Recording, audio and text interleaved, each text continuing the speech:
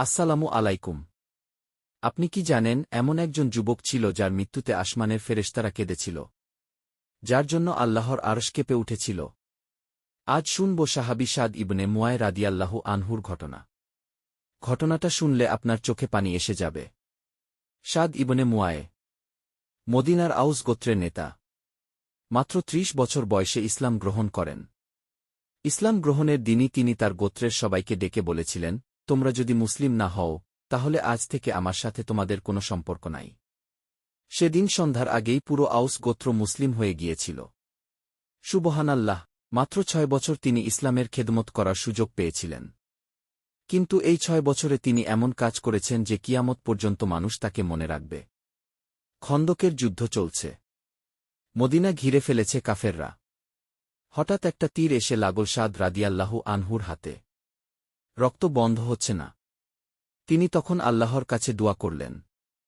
কি দোয়া জানেন? ইয়া আল্লাহ, যদি কুরাইশদের সাথে আমাদের আর কোনো যুদ্ধ বাকি থাকে, তাহলে আমাকে বাঁচিয়ে রাখো। আমি তোমার রাস্তায় জিহাদ করব। আর যদি যুদ্ধ শেষ হয়ে যায়, তাহলে এই আঘাতেই আমাকে শহীদ করে দাও। কিন্তু তার আগে বনু কুরাইয়ার বিশ্বাসঘাতকতার বিচার আমার চোখে দেখিয়ে দিও।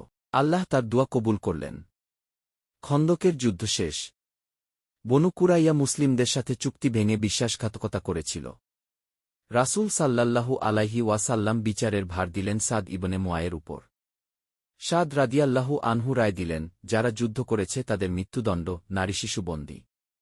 এই রায় শুনে রাসূল সাল্লাল্লাহু আলাইহি ওয়াসাল্লাম বললেন, সাদ, তুমি ৭ আসমানের উপর থেকে আল্লাহ যে ফয়সালা দিয়েছেন, সেই ফয়সালাই দিয়েছ।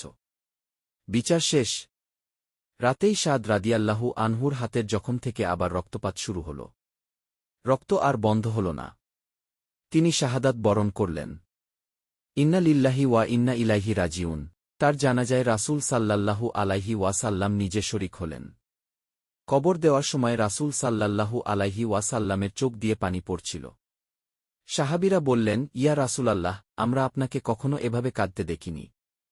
রাসূল সাল্লাল্লাহু আলাইহি ওয়াসাল্লাম বললেন, সাদের মৃত্যুতে আল্লাহর আরশ কেঁপে উঠেছে। আসমান থেকে ৭০,০০০ ফেরেশতা নেমে এসেছে তার জানাজায় শরিক হতে।